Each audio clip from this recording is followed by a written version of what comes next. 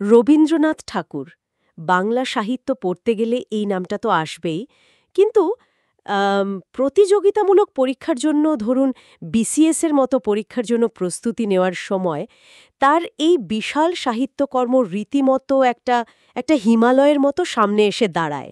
ঠিক।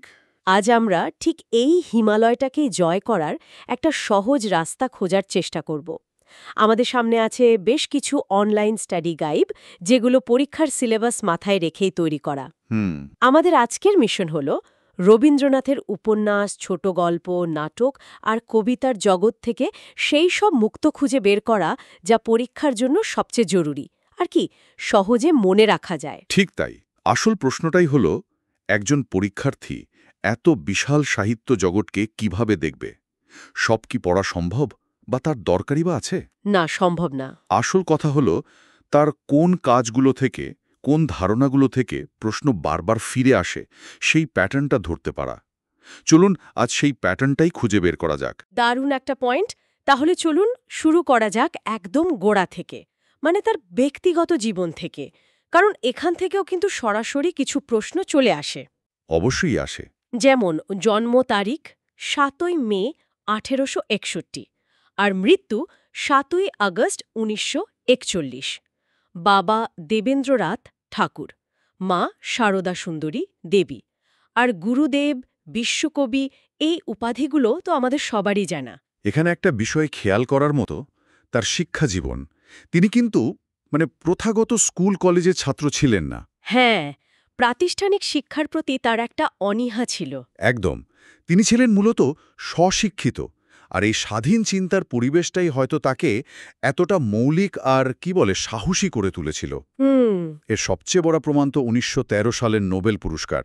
গীতাঞ্জলির ইংরেজি অনুবাদ সং অফারিংসের জন্য একজন অইউরোপীয় হিসাবে প্রথম এই সম্মান পাওয়াটা, এটা তো বিশ্ব দরবারে বাংলা সাহিত্যকে একটা অন্য মাত্রায় পৌঁছে দিয়েছিল। আর তার এই যে সাহসের কথা বললেন, সেটার আরেকটা অসাধারণ উদাহরণ তো ব্রিটিশদের দেওয়া নাইট উপাধি বর্জনের ঘটনাটা।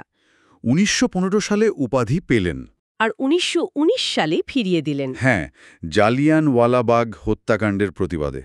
এটা কিন্তু শুধু একটা উপাধি ফিরিয়ে দেওয়া নয়, এটা ছিল ক্ষমতার চোখের দিকে তাকিয়ে নিজের নৈতিক অবস্থানটা পরিষ্কার করে দেওয়া। একদম। আর এই নৈতিক অবস্থানটা শুধু রাজনীতিতেই সীমাবদ্ধ ছিল না, তার সমাজ ভাবনাতেও ছিল। শান্তিনিকেতন বা বিশ্বভারতীর কথাই ভাবুন। আচ্ছা। ১৯০১ সালে একটা ছোট আশ্রম বিদ্যালয় দিয়ে শুরু করে ১৯২১-এ তাকে একটা পূর্ণাঙ্গ বিশ্ববিদ্যালয় রূপ দেওয়া, এর পেছনের দর্শনটা ছিল পুঁথিগত বিদ্যার বাইরে গিয়ে প্রকৃতির কাছাকাছি থেকে এক মুক্ত শিক্ষার পরিবেশ তৈরি করা।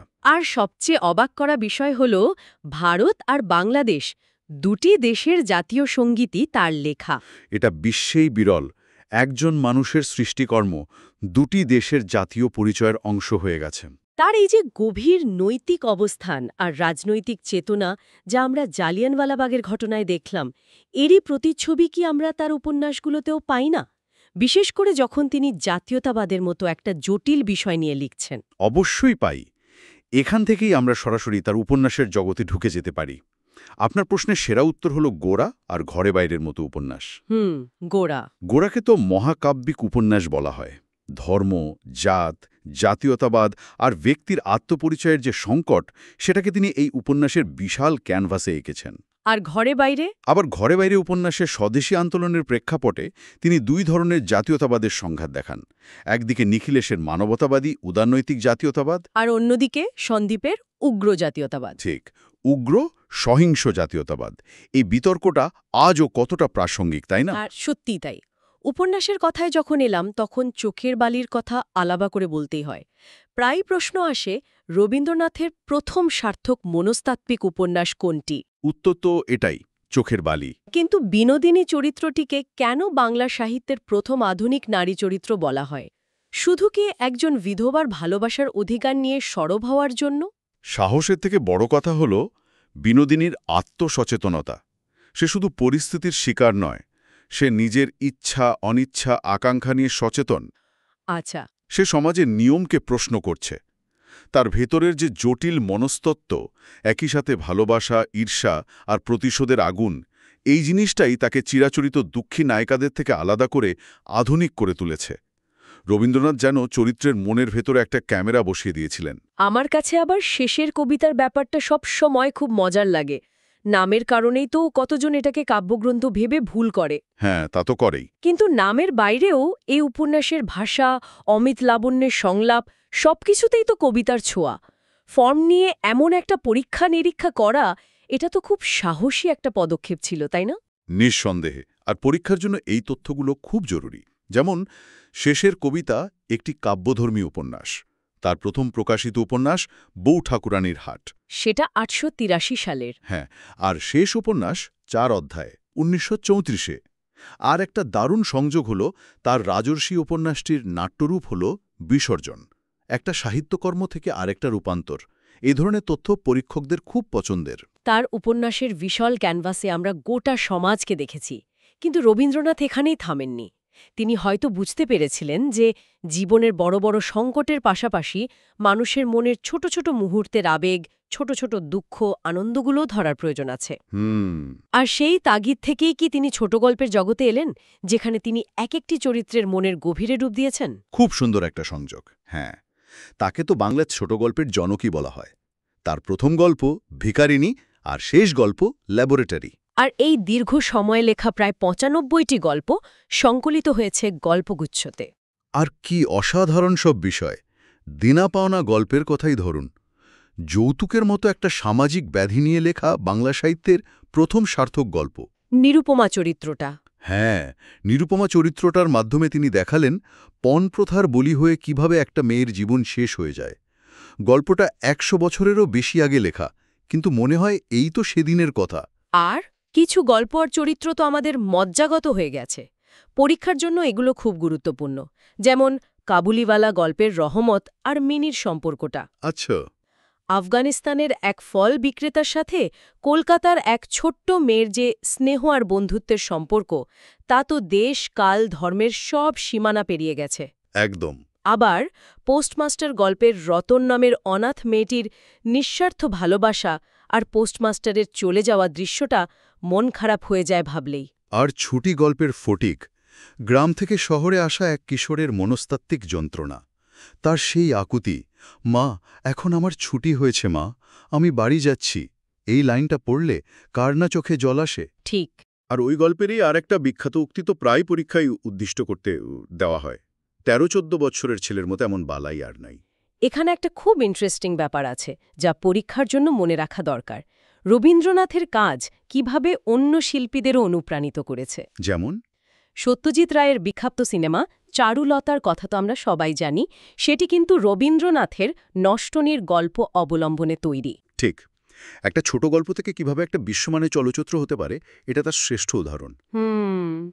নষ্টনীরের চারুলতা, ভূপতি আর অমল, এই তিনটি চরিত্রের মনস্তাত্ত্বিক টানাপোড়নকে রবীন্দ্রনাথ যেভাবেই এঁকেছেন, সত্যজিৎ রায় তাকে সেলুলয়েডে সেভাবেই জীবন্ত করে তুলেছেন। সাহিত্যের সাথে চলচ্চিত্রের এই মিলবন্ধনটা খুব গুরুত্বপূর্ণ একটা তথ্য। উপন্যাস আর ছোট গল্পের পর এবার যদি তার কবিতার জগতে আসি, তার প্রথম কাব্যগ্রন্থ কবি কাহিনী থেকে শুরু করে মৃত্যুর পর প্রকাশিত শেষ লেখা পর্যন্ত কি বিশাল এক কাব্যভুবন। বিশাল তো বটেই, তবে পরীক্ষার জন্য সবটা নয়, কয়েকটি বিশেষ কাব্যগ্রন্থের মূল ধারণা বা দর্শনটা বোঝা খুব জরুরি। যেমন ভানুসিংহ ঠাকুরের পদাবলী, এটা তিনি ব্রজবুলি ভাষায় লিখেছিলেন, যা এক কথায় অসাধারণ। তারপর সোনার তরী বা চিত্রার মতো কাব্যগ্রন্থে তার জীবন দেবতা তত্ত্বের প্রকাশ ঘটেছে।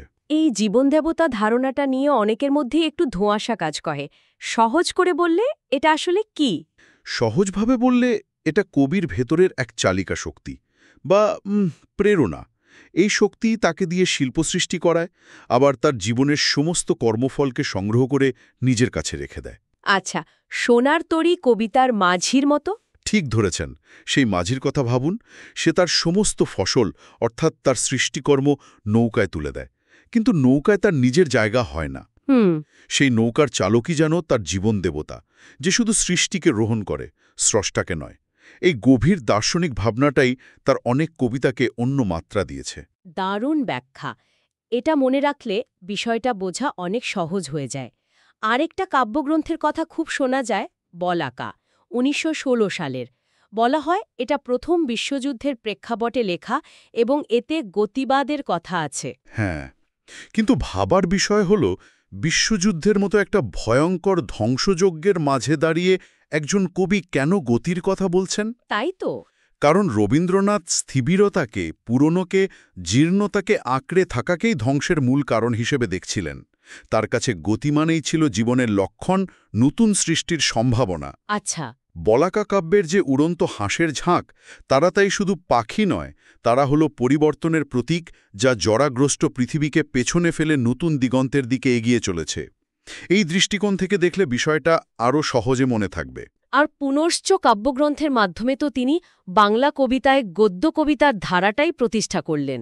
কবিতার আঙ্গিক নিয়েও তার পরীক্ষা নিরীক্ষার শেষ ছিল না। একদম। এবার আসা যাক নাটকের কথায়। তার নাটকগুলোকে প্রধানত কয়েকটি ভাগে ভাগ করা যায়: কাব্যনাট্য, প্রহসন, গীতিনাট্য, নৃত্যনাট্য আর যেটা সবচেয়ে গুরুত্বপূর্ণ, রূপক সাংকেতিক নাটক। হ্যাঁ, রূপক সাংকেতিক নাটক।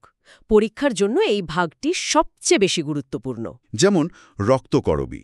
এখানে নন্দিনী আর রাজার যে দ্বন্দ্ব, সেটা আসলে কিসের প্রতীক? রক্তকরবীতে নন্দিনী হল প্রাণের প্রতীক, ভালোবাসার প্রতীক, মানবতার প্রতীক। আর যক্ষপুরীর রাজা হল যান্ত্রিক সভ্যতার, ক্ষমতার আর লোভের প্রতীক। আচ্ছা। এই নাটকে রবীন্দ্রনাথ দেখিয়েছেন যন্ত্র সভ্যতা যতই শক্তিশালী হোক না কেন, প্রাণের সহজ সৌন্দর্য আর ভালোবাসার কাছে তা একদিন হার মানতে বাধ্য। অনেকটা একই রকম ভাবনা কি ডাকঘর নাটকেও নেই? সেখানেও তো অমল নামের একটা ছোট্ট ছেলে ঘরের মধ্যে বন্দী, কিন্তু তার মনটা পড়ে আছে বাইরের পৃথিবীতে। ঠিক ধরেছেন। ডাকঘরের অমল হল মুক্তিকামী আত্মার প্রতীক। তার শারীরিক অসুস্থতা বা ঘরের বন্দিদশা আসলে জাগতিক বন্ধনের প্রতীক। আর এই বন্ধন থেকে মুক্তির আকাঙ্ক্ষাই নাটকের মূল সুর।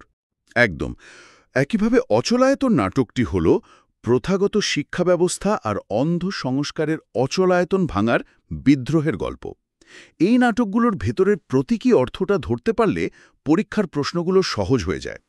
এখানে আরও দুটি ছোট্ট কিন্তু জরুরি তথ্য যোগ করতে চাই। রবীন্দ্রনাথ তার বসন্ত গীতিনাট্যটি উৎসর্গ করেছিলেন কবি কাজী নজরুল ইসলামকে। হ্যাঁ, এটা খুব গুরুত্বপূর্ণ।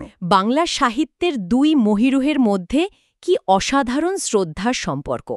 আর কালের যাত্রা নাটকটি উৎসর্গ করেছিলেন কথাশিল্পী শরৎচন্দ্র চট্টোপাধ্যায়কে। তাহলে সব মিলিয়ে আলোচনাটা একটা জায়গায় এসে দাঁড়াচ্ছে। রবীন্দ্রনাথ ঠাকুর শুধু একজন লেখক ছিলেন না, তিনি ছিলেন একজন সমাজ সংস্কারক, শিক্ষাবিদ, দার্শনিক এবং জীবনশিল্পী।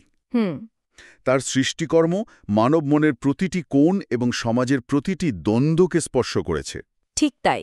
চোখের বালির মনস্তাত্ত্বিক গভীরতা থেকে শুরু করে ঘরে বাইরের রাজনৈতিক দর্শন, গীতাঞ্জলির আধ্যাত্মিকতা থেকে রক্তকরবীর যন্ত্রসভ্যতার সমালোচনা, তার চিন্তার ব্যাপ্তিটা ছিল এক কথায় বিস্ময়কর। আর এখানেই আমাদের আজকের আলোচনার শেষ প্রশ্নটা রেখে যেতে চাই শ্রোতাদের ভাবনার জন্য। আচ্ছা।